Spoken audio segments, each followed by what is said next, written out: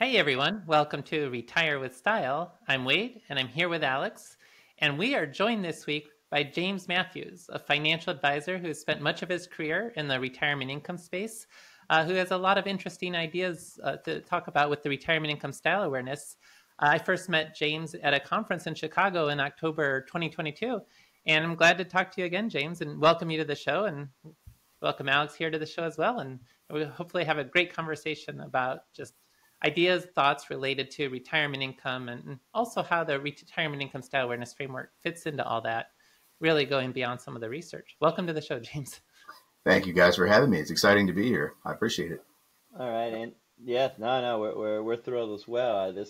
We tried before and we had a little hiccup on our end, so twice as nice, right? So, in terms of living up to Wade's expectations, to get this from a good to great podcast episode, do you mind telling us a little bit about yourself, background, etc., so folks listening in can have some context with, the advice you're conveying? Absolutely, sure. So again, thank you both for having me. I've been admiring your work from a distance for some time, Wade. I've probably been reading what you've been publishing since you've been publishing it, back in probably 2012-ish or so. I've been following you since then. And I began my career about 20 years ago, so it's hard to believe it's been that long now, but here we are 2 decades later. And started in the banking world and did that through the financial crisis and came out the other side in one piece. And it got securities licensed and really got into the more investment realm as part of that experience, and then migrated into the retirement plan world and worked for one of the large retirement plan administrators for about 4 years as they were building out their financial advice and financial wellness programs, as that buzzword was becoming a bigger thing, and worked in the managed accounts area there as well as that was being developed, and eventually ended up running the unit there at that company and had about 18 or so advisors that reported to me, and this was all in the retirement income plan space for big, like Fortune 500 company 401k plans, right? So your big company plans. And I learned a lot in that experience, but also became pretty aware pretty early on, I would say, that, a lot of the traditional retirement planning advice that was out there, much of which you have talked about here in past episodes, seemed somewhat lacking from an academic perspective. And so I went through the RICP program at the American College, and lo and behold, I learned a lot of other ways to approach retirement income than a lot of what the more traditional methods might have suggested at the time. So really all along the way, it's been a topic that's been of interest to me. I feel like it's something that's really important, and it's been something that traditionally financial planning just really hasn't, up until maybe the last few years, been paying a lot of attention to in detail. And so when I became aware of what you were doing with the RISA, I got pretty excited about it, because I finally felt like, here was the thing that was missing, that was an actual empirical way of helping people identify, not only the fact that, yes, there are other paths that exist beyond, what that sort of default or traditional approach might look like, but, there are different preferences even that drive that. And so it was pretty exciting and pretty interesting to see what you put together there. No, thank you for that, and we're excited that it's having this kind of impact. We hear it from advisors and we hear it from individuals all the time. And speaking about preferences, before we really dig in, we have to begin with our preamble. That's part of the tradition of retirement with style. Wait, what is your preference for getting up in the morning? What time? What time do you prefer to get up in the morning? After, before right before you do your journaling and your morning yoga and cold plunge and all that kind of stuff, what time does the clock usually strike when you get up in the morning? Wade? Me? Oh, yeah. No. This is you. Oh, for me? I would like to get up at around 8 in the morning, but during the school year, definitely wake up earlier with kids' school activities. So like 7-ish or something? Or 6:30. 6:30, and that's when you do your gratitude journal? No, that's when I'm forced out of it. All right. James, what about you? This is I knew where you were going with this. 420. I'm never gonna get over this. But, yeah, 4:20. I get up 4:20 every day and go out. Is there any special significance at 4:20, or is it No, just just a coincidence? I gotta be somewhere at 4:45. No, gotta be somewhere at 4:45. That's how long it takes me to get myself together and out the door. But I don't have far to go, thankfully. But yeah, I'm an early riser. I get up and work out in the morning with a bunch of guys here in town, and we're outside somewhere every morning, 6 days a week at that hour. It takes a special brunch. What time do you go to bed? 9:30, 10 usually. Try to. Wow. Sometimes it's later than that. It depends. Depends on how much schoolwork I'm doing and how busy I am.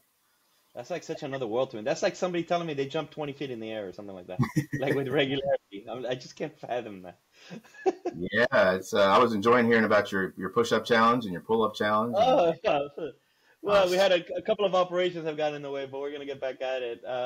Wade and I are just coming back from a trip to Louisville and Dallas and all of that with one of our associates, Trevor, and I don't think I've eaten as much in recent memory.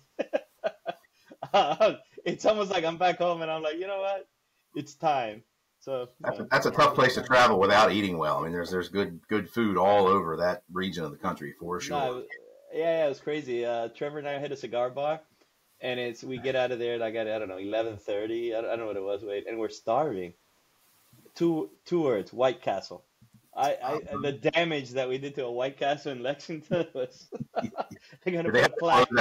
They're gonna put a plaque on that day. I even bought like a couple of shirts for my kids that said White Castle to commemorate the occasion. And I think we hit up a couple of like fried chicken joints, Gus's famous fried chicken, which is fantastic.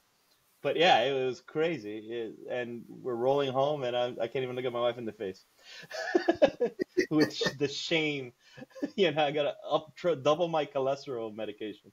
But did you have fun? That's the important question. Oh, yeah. Wade joined us. Yeah, we were all over it. Wade, did you have a good time? Yeah, well, I wasn't there for the White Castle portion. You'd gone in a few days early to go on the bourbon runs and stuff, but I came in for the actual meeting in Louisville. We still managed to. Yeah, Wade didn't want to play the ponies. There was Keeneland. Keeneland is like like a spring horse race over there in Lexington.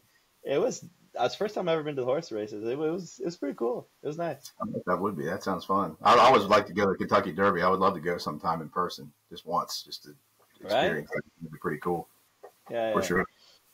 All right. Sorry to take us apart there, away there from the thing. It's just the morning waking up routine that deserves special attention just because, my goodness. I haven't always done that. That was a learned behavior, but it was it's kind of nice in that, your phone's not ringing and you're not getting emails, and it's like you just have that time in the morning. It's quiet and you can sort of focus and get yourself together for the day. And if you do the hard stuff first, then everything else seems easy by comparison. So kind of eat the toad, right? Yeah. Eat the toad first or something like that. When I'm in Japan, I get that feeling because when you wake up in the morning, you've got the whole day's worth of emails right there, and you can crank that out. And then everyone in America is sleeping throughout the day in Japan, so you've got an empty inbox for the day. I don't know. I was thinking maybe it was because you were in the service, or were you in the service? Me, no. Mm-mm. I thought it was that kind of thing. Maybe you just got in that habit and never got out of it. No, probably the opposite of that habit for too long, and then that was the remedy.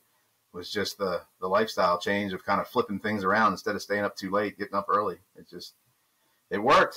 It worked for me, so it's been good. Yeah, amazing. Well, so were you going somewhere with this, Alex? No, just grand metaphor. Just wanted our audience to recognize, man, this man gets up at 4:20 in the morning. Like they're out there, they walk amongst us, kind of thing. I never thought I'd be one of those people, but here we are, right? Yeah. All right, sorry, I took you away, but it's good. Everyone, it's good to humanize and see the measure of the man, if you will. So, how do you want to begin, Wade? We got some questions. You want to start ripping them?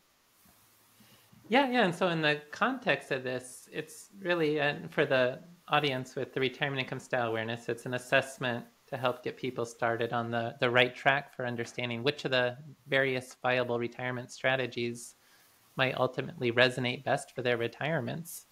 And James mentioned learning about that and really then just having so many ideas coming out of that. So this is more an interview about, well, what kind of ideas did that generate or spur in your mind that might lead to further improvements and so forth?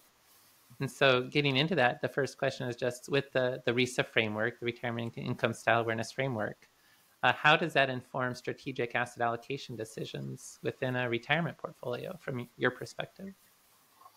Yeah, I appreciate the question. To go back to what I had said earlier about working in the retirement plan world, most 401k plans have fairly limited investment options inside of them typically, and the whole framework around the conversation about converting that into retirement income one day is a fairly thin, I think, conversation. There's not a lot of even educational material. I was doing probably close to 100 seminars a year for a couple of years, traveling in front of the plan participants. And even then, the conversations around retirement income were more or less like the options they had at retirement about what they could do with the 401k, but they weren't really income-oriented conversations. And so, more like rollover, right?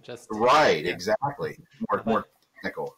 But to continue that thought, I'm thinking somebody's listening in and they heard your phrase say limited investment options. And then invariably there's somebody listening saying, that's a little crock because once you have a market portfolio and a basic bond allocation, you're done. That's all. Those are all the options you need. Sure. I think you don't mean it from an investment standpoint. I think you mean it just from the holistic view of financial planning and drawing retirement income. That's right. You know what I mean? You may want to add that because I don't want somebody to discount what you're saying because of the first statement you made. They just took it and tuned it off. Sure, that's a great point. Yeah, so limited from the perspective of, either having target date funds typically as an option, right, which you guys have talked about, but, the sort of age-based automatic glide path option, which is a good option, I think, from the perspective of making it simple for people to choose investments, right, especially during the accumulation phase of things. That's the wrinkle, accumulation. Right, but then you eventually reach that retirement date, and then what? And there's no real mechanism to then take that and turn it into income in any clear sense. And, to that point, Alex, there's other ways to approach, accessing certain asset classes, even like bonds, for example, right? You can own individual bonds, you can own bond funds, but 401k plans really don't give you that option, or even like a lot of the lifetime income solutions that you guys have talked about before.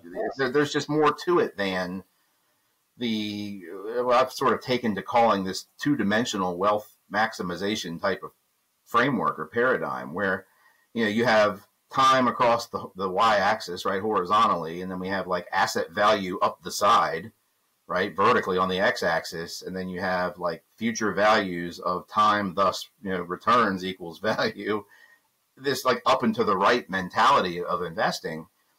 And then at some point you cross this threshold where now we have to figure out, well, how do we like live off of that?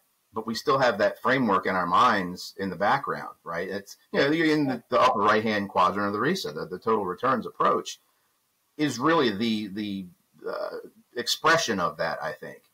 And that was all I had ever really been exposed to myself personally, even as someone, who was a certified financial planner by that point and, had been around the business quite a while. Leading a team of advisors in a retirement plan space, and suddenly discovering there's like other methods to this, right? There's more to it than that. Yeah, it's funny that you say that. Go on, Wade, sorry. It's almost like just this historical accident of we had the traditional defined benefit pensions that manage retirement income. We did away with those. We created the defined contribution pension world. But then that was just accumulation minded, and it offered a total returns approach.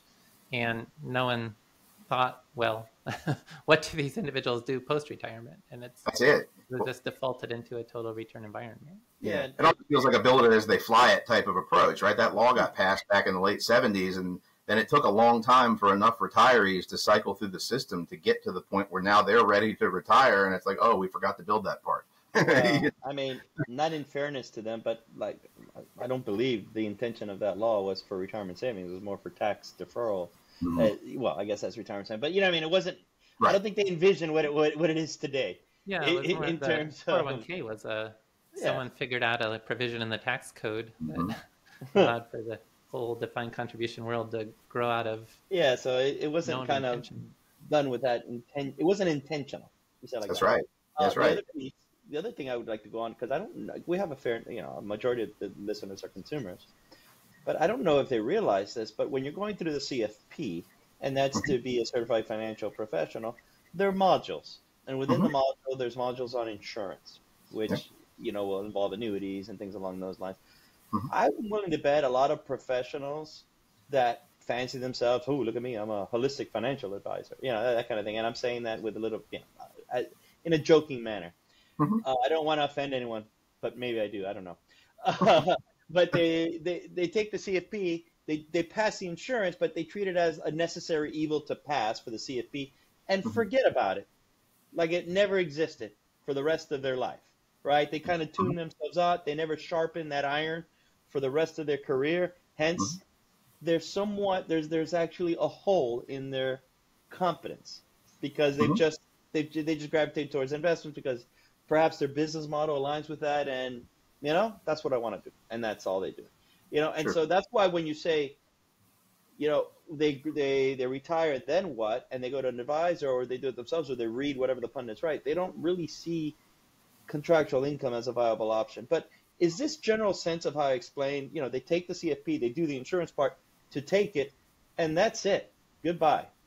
That more or less, maybe the ethics too. No, I'm kidding.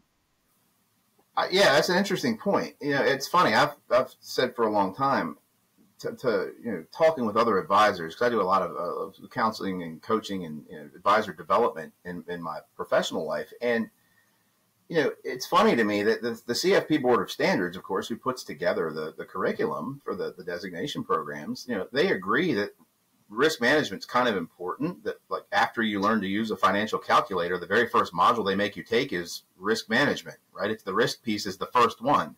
Like even they agree it's important.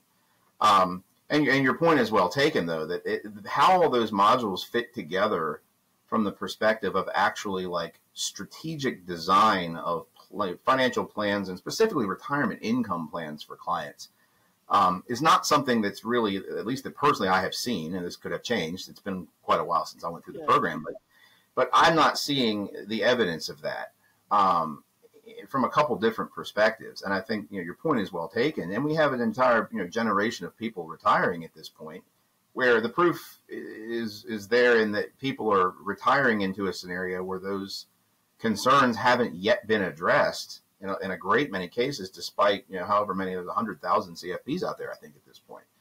And I would think the new crops of CFPs are even more biased against having any insurance solution in place, because it's I'm fee only, or I'm this or that, and that's it, and AUM rules the day, or maybe hourly, or something like that, and the other stuff is just for other people to worry about. Yeah, I will say definitely that was part of what I found so intriguing, frankly, and attractive about the RICP program. And Wade had said about us meeting in 2022. It was actually in 2019. You might not even remember it back that far, but at a FPA symposium here in town. And I was in the RICP program at that time when you were involved with it, and that was part of how I got into that program, because it was really that realization that, like, wait a minute, maybe there's more to retirement income than putting money into a plan that grows and then taking it out the same way you put it in, right? That's more or less the total return. It's like an accumulation in reverse. Right. It's just in reverse of how you accumulated it. And I started seeing all these other methodologies, and of course I was aware of them from a product perspective. I mean, gosh, having been licensed as long as I had been, I mean, I was certainly aware of different types of annuities and things, but that's not really the piece that's missing for people. It's not that there's a shelf of products that's missing, that's empty and unstocked. It's that lacking is the strategic component of how do you take the building blocks off the shelf and put them together in such a way that helps people really maximize their living standards in retirement, right? To me, that's what's at risk. And Wade, I know you've spoken about that quite a bit. It's about living standard. And if we can do things to help people improve their living standards and do it more efficiently or more safely or both, frankly, right, and increase the likelihood of that persisting as long as they do, I think we have an obligation to be open-minded about those things, if not to the point of making sure that we're making our clients aware that there are there's more than one way to get them there. I think we have an obligation to show them that. And again, I think that's where the RISA has been helpful in making that more apparent to people. You know, for the however many people have taken the RISA now, I'm sure it's quite a few, and you can speak to that. But sure. Yeah, I bet it would be interesting to find out from all the RISA takers what their feedback was, right? Like, did you know this was even a thing, right? That there's 4 quadrants, not 1. No. Because I think there's a lot of professionals that would be pretty surprised by that, frankly. Well, that's what I was getting at in terms of there's just like professionals are kind of like somewhat wanting. But Wade, you seem to be getting ready to say something.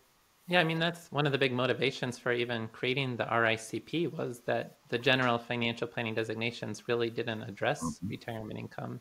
Yep. I think the CFP first was created in the 1970s, and I often date the birth of retirement income planning to 1991 when Harry Markowitz pointed out that modern portfolio theory wasn't designed for the household asset liability matching problem. That's especially relevant in retirement when you're trying to live off your assets that you've accumulated. Yep. And so we needed further education. But the CFP, because it developed before retirement income existed as a field or subfield within financial planning, the default is total returns. And so there really isn't even any sort of attention paid to the other styles for retirement income.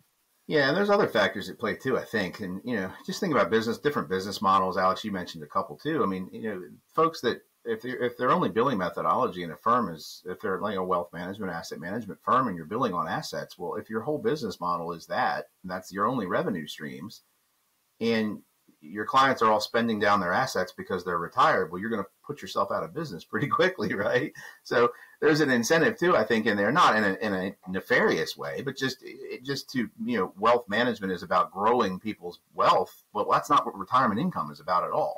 Right. So but it's okay. No, but James, but they're fiduciaries, so it's fine. Well, and if your style is total returns, and many of these advisors have a total return style at the personal level, which ultimately means they're comfortable with a diversified investment portfolio. Yeah, but you're imposing, but they're imposing their own worldview on a client. But if they don't know it's part of it. They just haven't had the opportunity to fully understand there's different preferences, different viable approaches. They just kind of are focused on, this was the one approach. I thought this was the only approach out there and I'm comfortable with it. So what is this other business?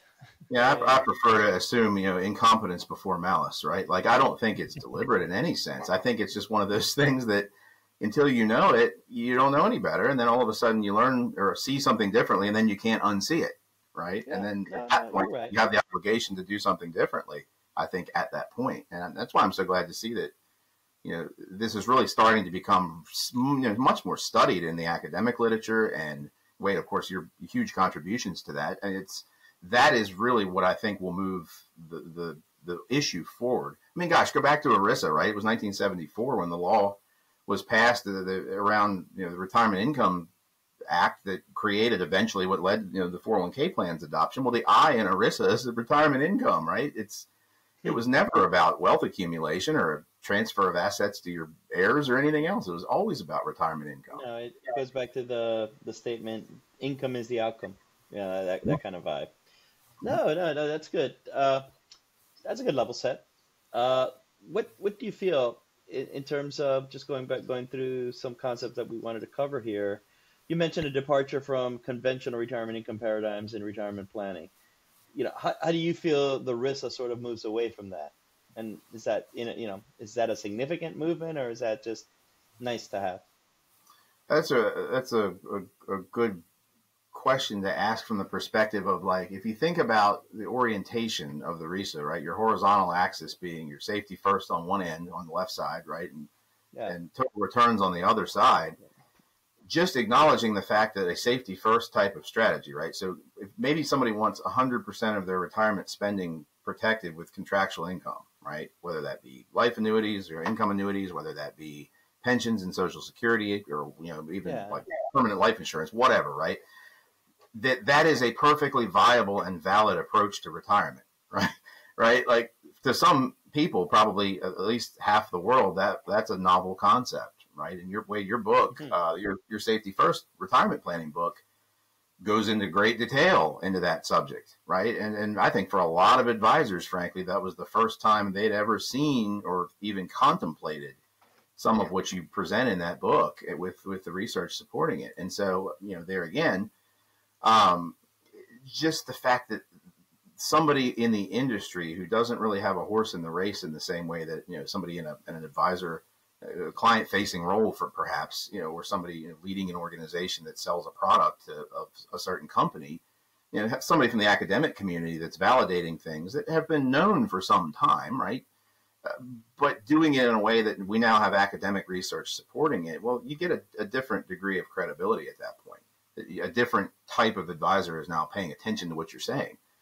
And the fact that that's a very client-driven approach is the other thing I felt like that was pretty appealing, because one direction I think the industry is moving that's positive is one that's away from being so strategic and product driven, and one that's really being driven more by the client and being in a more of a maybe a human first type of planning environment where we're tailoring things to individual people in a way that's been different, right? Than maybe in the past, where the advisor has their preferred approach to something and everybody gets rubber stamped into that same approach. And well, if that's not a good fit for you, then you go to a different firm, right?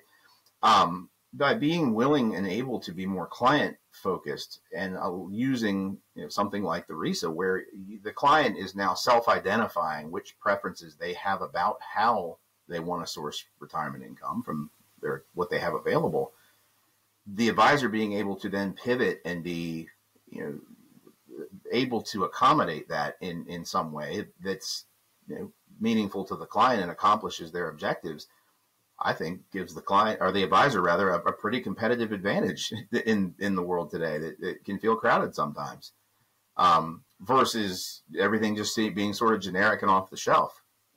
Yeah, and so then what factors do you think contribute to suboptimal retirement savings among individuals, and how may the RISA sort of help course correct something like that?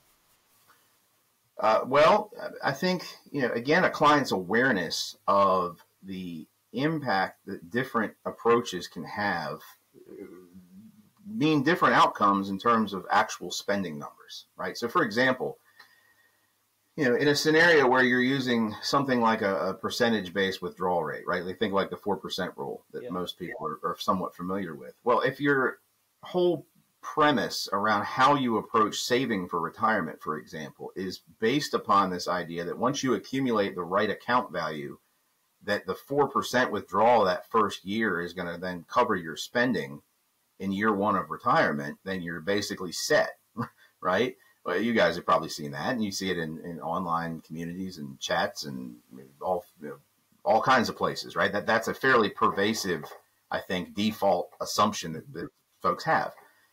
But that may or may not have anything to do at all, maybe totally arbitrary, when it comes to what that person's actual funding needs for their individual retirement situation might look like, right? So it takes the spotlight off of something that's outside of their control, frankly, to a large degree, and puts it onto something that's completely, untethered and arbitrary, when instead they may be able to save less resources potentially. They could retire sooner. They may have to be able to take less risk than they are. There's all kinds of ways they could approach their own unique retirement picture with a lot more flexibility around it if they just were using a different approach to produce the income, right? They're not all created equal. It's not like all 4 RISA quadrants are going to produce the exact same dollar amount of income every year, that there's very big differences. No. I think what we're ultimately getting at is, you don't optimize your retirement on an Excel sheet. And even if you did, frankly, there are still economically other viable strategies on an Excel sheet optimized form beyond total return. It's just sometimes some people do the quick and dirty and assume that total return, no matter what, is always going to give you the highest net worth outcome. That's not necessarily the case either. But let's just state it like that rigmarole though is done on an Excel sheet, And what we are getting at to some extent is you don't optimize on an Excel sheet. You optimize based on existentially what standard of living you want to live in retirement, which That's is it. another way of saying income is the outcome, really, Yeah. from that vantage point.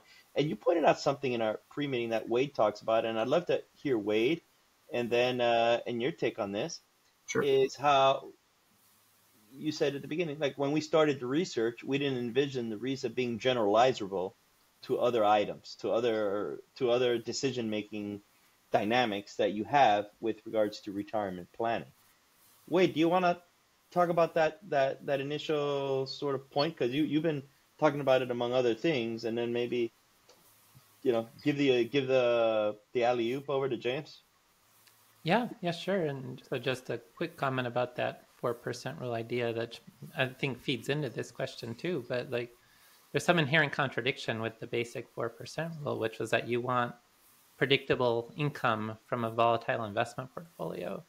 And that's an inherent contradiction. If your total returns, even though 4% is the default in the total return world, really you should be looking at a more variable spending strategy, because predictable income isn't generally as important to individuals with a total return style. The 4% rule logic really fits better into an income protection framework, because you do want predictable income, but then you may want to use risk pooling and insurance rather than volatile investments to have the most efficient way to build that predictable income. But yeah, I mean, that just speaks to as well, getting more into Alex's question, where with the RISA, we're looking at specifically how you want to fund essential spending, but there could be a lot of other applications, even things like there's a big argument about whether you should claim Social Security early and invest it, so to speak, or delay to 70 to get the full value of the inflation-adjusted lifetime income.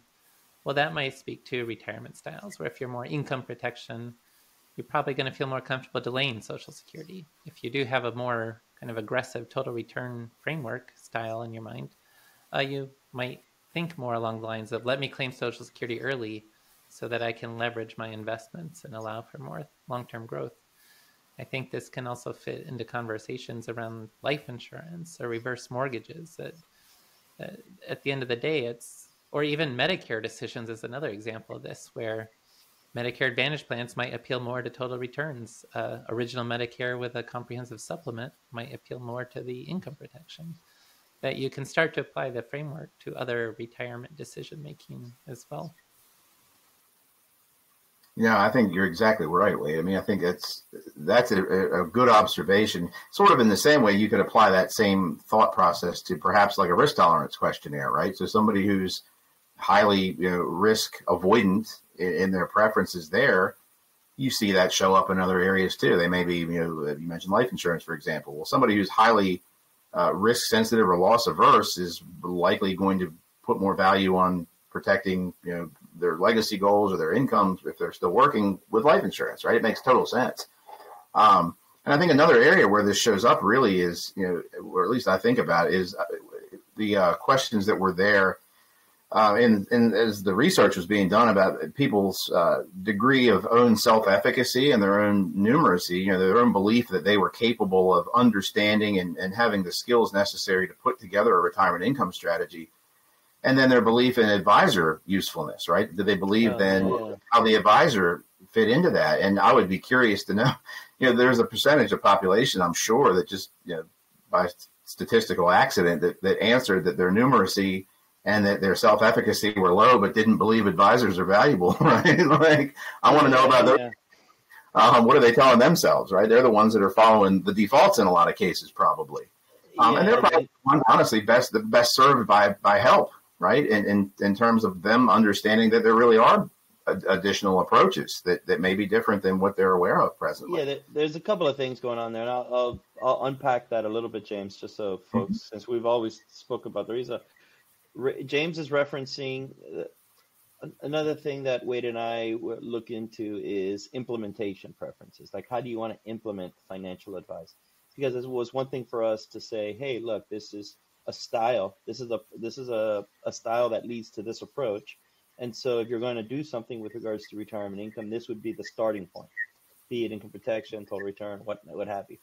But ultimately, you have to start. You have to actually start digging, start doing something. And that leads to implementation, because as advisors, we've all been there, where you have that perfect plan, you hand it off to somebody, you try to work with them to start it, it never gets done. 2 years later, they show up at your office again saying, let's go. And, it's not that easy, kind of thing, right? And they've also thrown away 2 years where things could have been done. And so we created a scale of implementation that points to four types of styles. But we use two factors. We use retirement income self-efficacy, which is more of a localized concept, specifically of how successful do you think you are in solving your retirement income puzzle. It's specific to that. The other one was advisor usefulness. How useful do you think an advisor is? Now, it's not useful like, do you think an advisor can add value? For brevity, an advisor can add value. The key is, do you feel an advisor can add value beyond the expense of having an advisor? And I'm not here to argue for or against. I don't even care what someone's opinion is. I just want to know what it is, as opposed to, hey, can I change it or whatever? I have my take, James has his take, Wade has his take, etc. Right? And so if someone with high advisor usefulness thinks an advisor is cost effective and thinks that they are also very high self-efficacious with regards to retirement income, solving their retirement income puzzle, well, that's a collaborator, right? That's someone that wants to implement in more of a collaborative milieu. If you're somebody that you don't have high self-efficacy with regards to retirement income planning, but you do think an advisor is cost effective, that's a delegator. That's someone that's really outsourcing that. And a validator would be someone that doesn't feel they have high self-efficacy, but doesn't think the advisor is worth the cost over the long term. They just want the advisor just to answer this one question and they'll be on their way, right? That's a little more transactional, frankly, because they just want to get in and out. That's somebody that just wants perhaps an annuity, or that's someone that just wants a financial plan and that's it, or it's a project-based kind of item.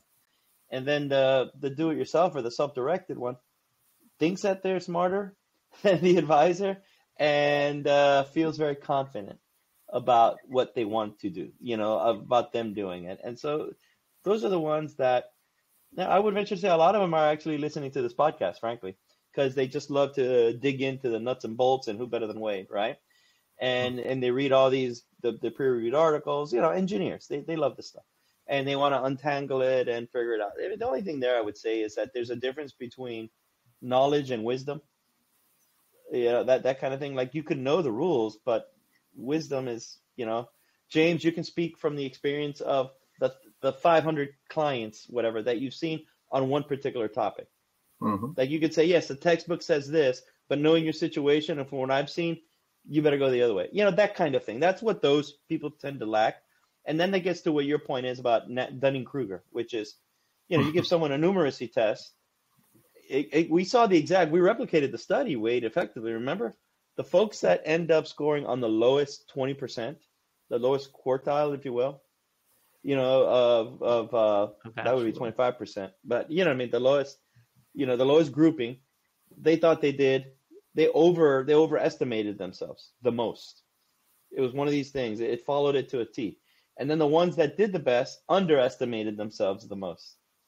So you just see that all the time, right? It's that kind of thing. And I think that's what you were referencing as well. Mm-hmm. But yeah, if you mix the RISA with that implementation matrix, then you kind of have a good sense of what strategy you want and how you should best implement it. Yeah, I think another takeaway from all of that is this idea that, people today have sort of a default path carved out for them ahead of time, right? We have things like auto enrollment in 401ks. You have QDIAs that are whatever the default investment option is. And there's a lot of folks that just, get into their retirement plan that way, and they just coast along through life and eventually then retire, and they do the things that are the defaults at retirement, file for Social Security, or maybe they wait till they're 65 to retire because of Medicare or whatever.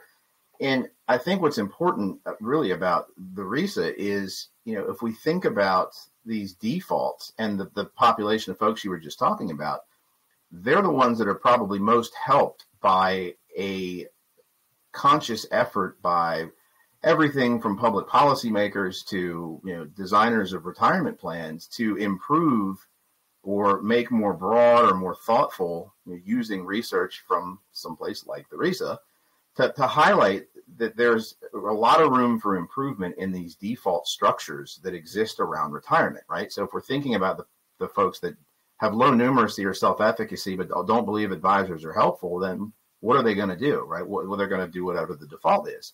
So if we can, knowing that and knowing things like the different approaches to retirement income planning, maybe there's a way that the actual default decision structures can get improved so that people are, not leaving money on the table, or they're not, making less than optimal choices given, what they have, stuff like lifetime income in qualified plans, for example, right? That we're starting to see a lot of movement and interest in that particular area. That's one of those things where if that's made easier and made more approachable and more salient to plan participants, maybe that's something that gets adopted more broadly. And, that would add some of either the risk wrap approach or some even of the more of the safety first type of approach to a qualified plan that today doesn't really exist. Yeah. So that's kind of what I think the big picture implications could be over time is really starting to unpack some of those sort of second and maybe even tertiary type of opportunities for further research that you've uncovered with what you've done so far. And they could be pretty far reaching in terms of the implications on the retirement planning landscape at large. It's interesting you say this, and Wade, maybe you want to talk about it. We're literally right now in the data analysis part for an investigation we're working on with the Retirement Income Consortium, sponsored by Broadridge FI 360. So we're tapping into that vein, and Wade, without sort of going into like the details of what we're seeing or potentially lining up, what hypothesis are we coming in at with this? Well, yeah, I mean, since Secure Act in 2019 laying the foundation to make it easier, we're seeing a lot of conversation right now about bringing lifetime income options into the employer-based retirement plan world. And so that's what this study Alex mentioned is all about. Can we use the RISA to help identify reasonable qualified default options, not necessarily investment options, but retirement income options for the plans based on the demographic characteristics of the plan participants? And I think, James, that's another area where you've been thinking about like just differential impacts for different demographic cohorts. It's definitely something we're looking at with this research as well. But if you had some further ideas in that area about like policy initiatives or other things where we can support different groups. Yeah, I mean, I think like one thing back on, I think it was episode 66 that you had Jason Fichtner on. I mean, just what he's done, for example, with 63.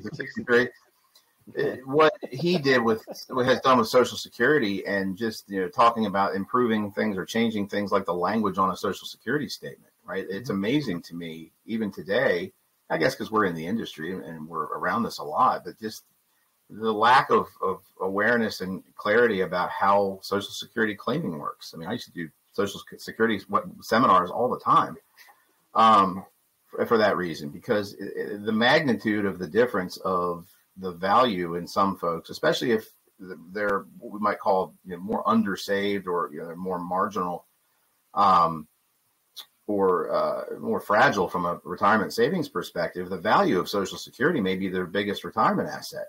And so the ability to put that number, either, I don't know that we like put discounted present values on Social Security statements necessarily, but somehow making that more clear and more obvious, I think is one of those types of things that we're talking about. Just making it easier for people to really understand that there are other approaches, and little tiny tweaks to things can make really big differences in terms of people's living standards. It gets back to, Alex, what you said earlier about the spreadsheet, about it being optimal on a spreadsheet. I think that serves as a very good starting point, right? So a situation that may be optimal or maybe improves their level of income or their reliable income or the longevity of their plan.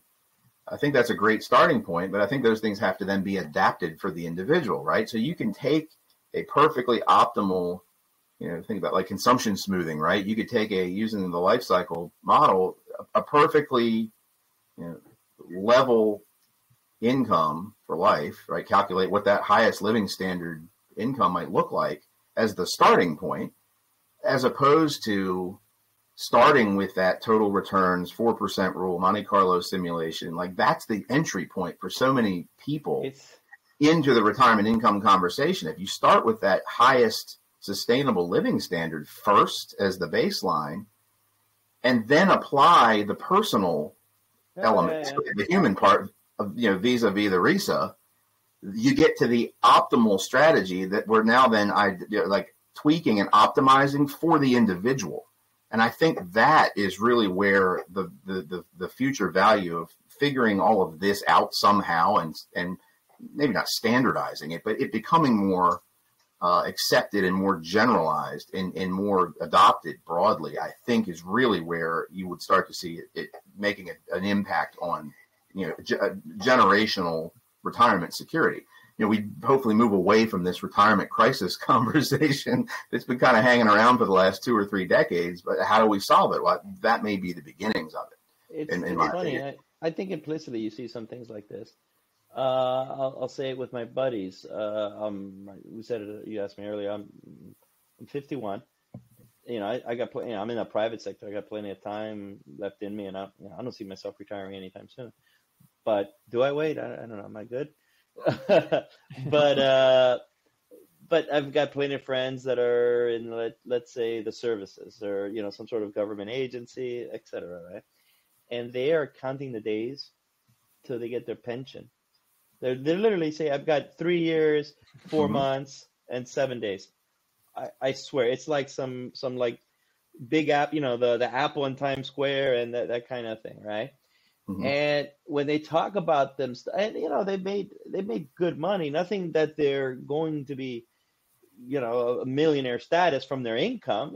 Some of them may have invested well, whatever. But the reality is, when they talk about their retirement, they talk about saying things like, with my pension and this and that, I'm making up a number now, just out of the blue. I'm going to be making $95,000 a year. You know what I mean? They're not talking about their nest egg account value.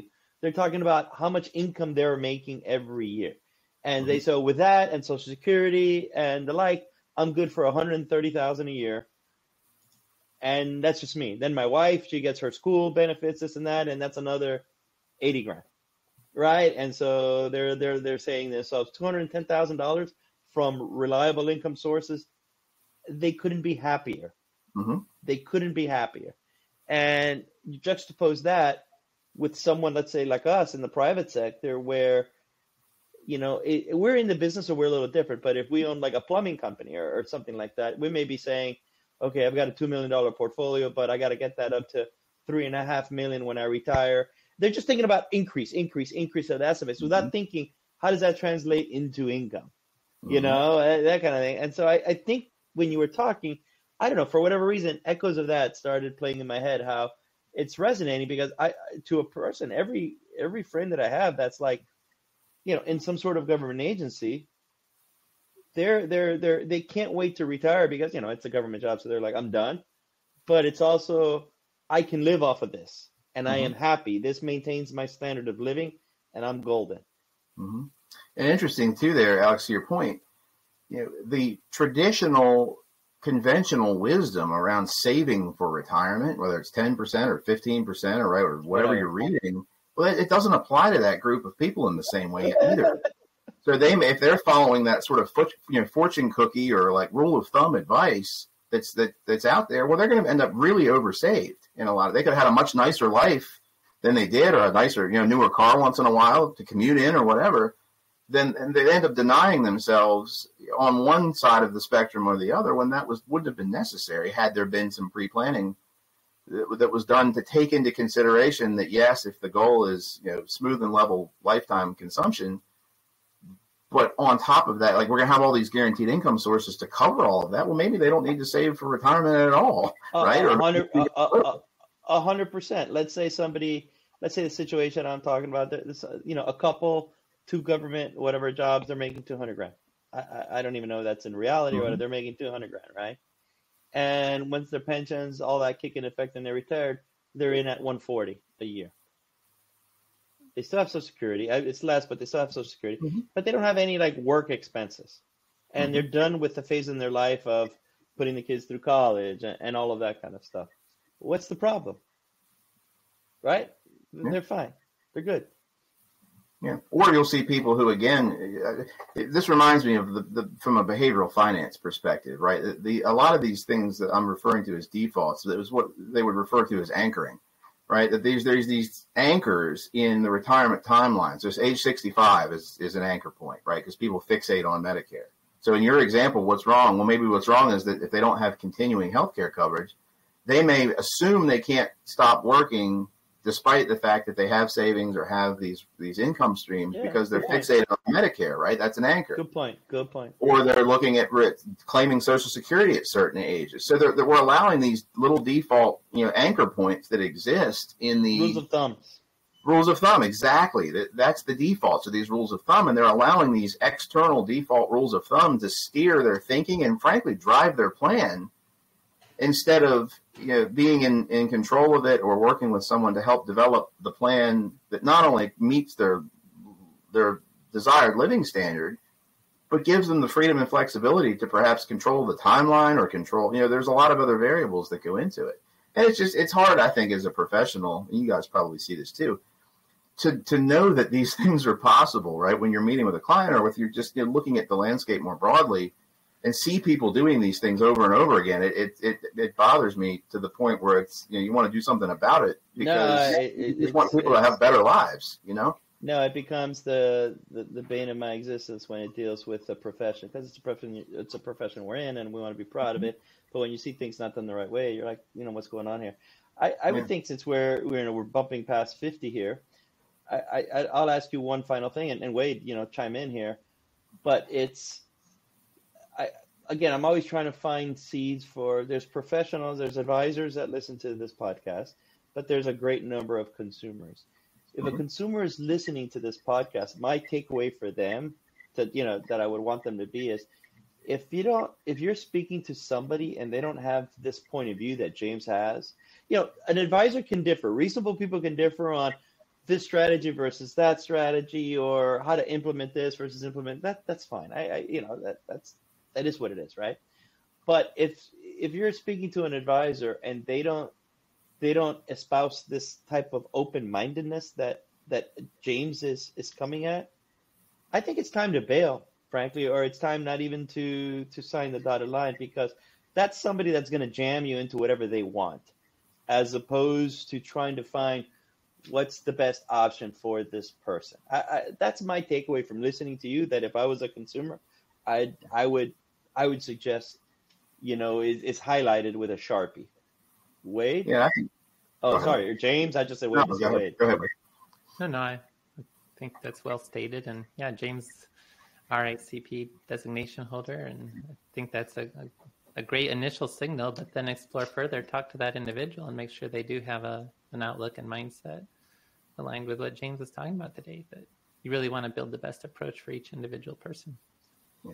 And I think probably my biggest, the thing you could probably maybe take away from or summarize the benefits or the implications, probably is a better word, of ERISA is what we hear from Bob at the beginning of every episode, is that there's no one right retirement plan that's right for everybody, right? Like, to me, that's the most important message that's come out of all of the research. Yeah. And frankly, the study of retirement income planning as a discipline is there is no one right approach, right? That there's flavors of different approaches that appeal to different people, like anything else in life, right? And that's okay, and that should be normalized, right? It doesn't need to be a contest of which is better or which is no. It's about individual preferences, as long as the strategies that are being recommended are built upon a solid academic and empirical framework, right, or baseline, that 100%. It's not fluff underneath of it, but it is, it's a sound, solid approach that then can be tailored to the nuances or the preferences of the individual. To me, that is the most important part, and that, I think, is what's hopefully starting to be adopted more broadly, to Alex's point, so that consumers in general are more better off at large, as a group, as a whole, even those doing things themselves. It's not at all uncommon for me to get inquiries from people who are doing aspects of things themselves, but still have questions, or still aren't clear on certain aspects of it. Tax planning is a big one. Wade, I know with your update to your most recent book, redoing the whole tax planning section, that really is becoming a much more, I think, important and something that a lot of consumers are really aware of, but not really sure how to approach it because just their tax person may not do that, and a lot of advisors don't really do that either. So yeah, just things like doing that. basic compliance work. Yeah, sure, absolutely. But again, I mean, I just appreciate both of you and your contributions to the field, because it takes that, it takes people that are your big brain people that are motivated to be doing this research and publishing it for the rest of us to take it and try to use it and apply it in our own businesses and our own practices and to help our own clients, frankly. That's why we're all here. No, it's kind of you say, and kind of you to be here. Absolutely. Wade, I appreciate it. It's been fun. Thank you, James. Yeah. Wade, you want to take us home? You brought us in. Yeah, thank you so much, James. It was a great conversation. I'm glad we had the time to talk with you today and have you on the show, and great listening to you referencing all the past episodes that you know better. Reminded me of The Simpsons, where the comic book store guy who's episode 63. When he was talking about Bob being in the first 30 seconds, I was like, I don't know what the hell Bob says in the first 30 seconds of this podcast. Well, how many episodes are we on now? I've heard him say it that many times, at least. Someone asked me this the other day. I kind of say more than 120, less than 140, something like that, maybe. How many? Wade? Yeah, isn't about right, Wade? Yeah, I think so. We're at somewhere around that marker. Yeah. But yeah, let me thank you again, James, for joining us today, and thanks everyone for listening. Catch you next time on Retire with Style.